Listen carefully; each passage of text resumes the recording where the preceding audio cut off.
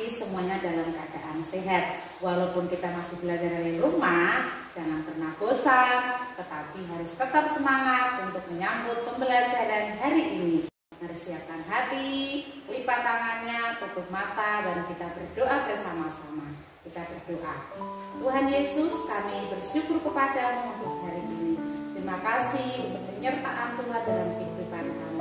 Kami siapkan hati kami bersama-sama untuk menerima pembelajaran hari ini. Berkati pelajaran hari ini, sehingga kami bisa mengerti, memahami apa yang Tuhan mau melalui pelajaran yang kami pelajari. Kami bersyukur kepadamu, dalam nama Tuhan Yesus kami berdoa. Amin. Adapun tujuan pembelajaran kita pada hari ini adalah yang pertama, siswa mampu mengucapkan salam dan terima kasih kepada tetangga. Yang kedua, siswa mampu menerima kelemahan orang lain di lingkungan tempat tinggalnya. Anak-anak, biar kita semangat hari ini dalam menyambut pembelajaran, mari kita bernyanyi bersama-sama sebuah lagu dengan judul Rukun Cinta Satu Sama Lain. Ikuti Bu Pauline bersama-sama ya. 1, 2, 3. Rukun cinta satu sama lain, itulah maunya Tuhan. Rendah hati serta ramah tamah, itulah maunya Tuhan. Tunjukkan, saksikan, Tuhan minta buktinya. Tunjukkan, saksikan, Tuhan minta buktinya. Nah anak-anak, sudah semangat belum untuk menyambut pembelajaran hari ini?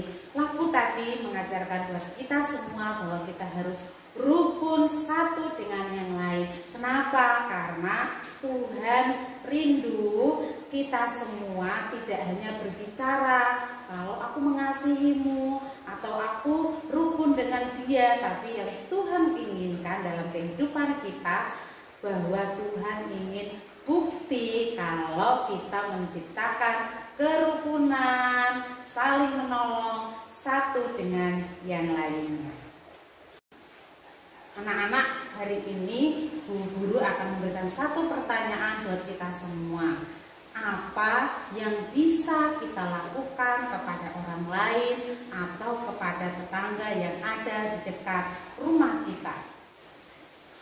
Coba anak-anak menulis pengalaman tentang bagaimana anak-anak bisa menolong orang lain atau apa yang anak-anak lakukan kepada tetangga yang ada di sekitar rumah kita. Yang pertama di situ dijelaskan seperti ini. Ada teman yang membuang sampah sembarangan. Nah, apa yang kita lakukan? Nah, yang kita lakukan pasti kita akan menegur teman kita supaya tidak membuang sampah sembarangan lagi. Kenapa? Karena kalau membuang sampah sembarangan pasti akan merugikan kita semua, pasti terjadi banjir, akan terjadi menimbulkan berbagai macam penyakit. Yang kedua, ada dikasih contoh di situ, bagaimana kalau kita bertemu orang tua teman kita di jalan? Apa yang harus kita lakukan anak-anak? Nah, yang harus kita lakukan adalah menyapa atau memberi salam. Yang ketiga juga sama, bagaimana kalau kita bertemu dengan teman di jalan, kita juga harus menyapa dan memberi salam. Ketika kita diberi hadiah oleh teman, kita harus melakukan apa? Nah, belajar bahwa apapun yang kita terima dari orang lain, kita harus mengucapkan terima kasih.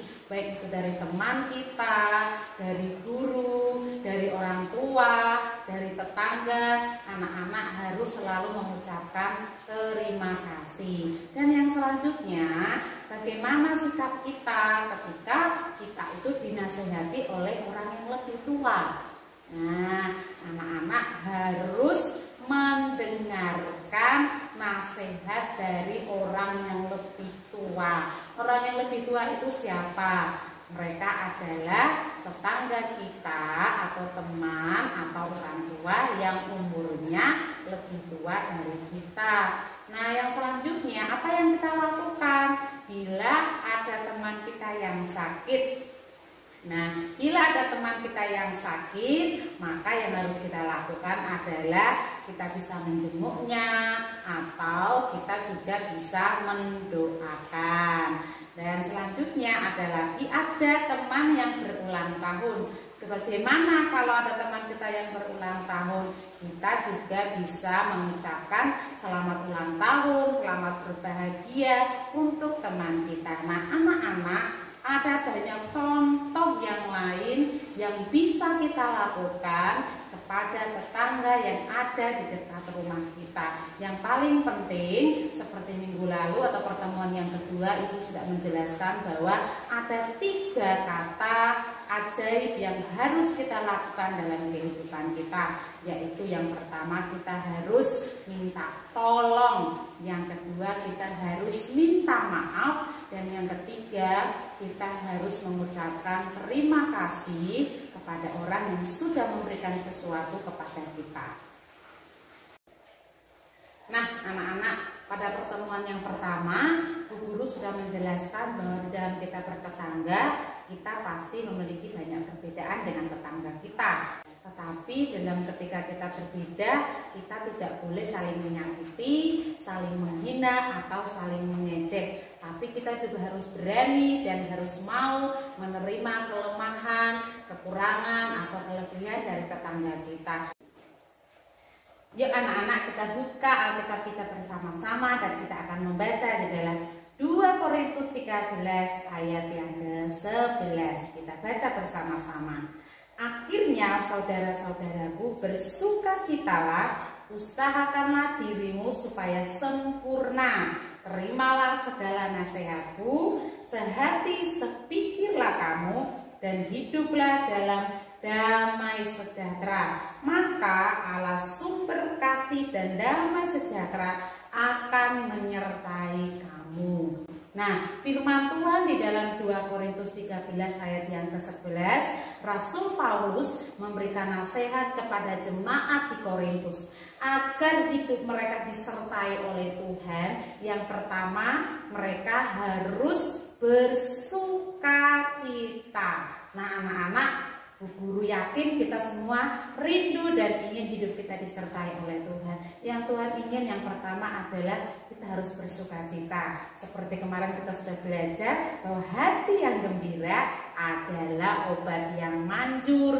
Yang kedua, kita dimanapun berada seperti jemaat di Korintus harus siap terima nasihat dari orang lain. Yang ketiga, apa yang harus kita lakukan? Rasul Paulus mengingatkan buat kita semua hari ini adalah kita harus sehati sepikir. Dan yang keempat, kita harus hidup dalam damai. Baik anak-anak, kita sudah sampai di penghujung pembelajaran kita pada hari ini. Kesimpulan pembelajaran kita pada hari ini pada pertemuan yang ketiga, yaitu anak-anak harus bisa mengucapkan salam atau menyapa orang yang anak-anak bertemu ketika pulang sekolah ataupun ada di lingkungan sekitar. Dan jangan lupa ketika anak-anak menerima sesuatu dari siapapun itu, ucapkanlah terima kasih. Dan kita juga harus bisa menerima kelemahan orang lain yang ada di sekitar tempat tinggal kita. Mari kita berdoa, tutup matanya, lipat tangan, dan kita berdoa bersama-sama. Tuhan Yesus, hari ini kami bersyukur kepada-Mu.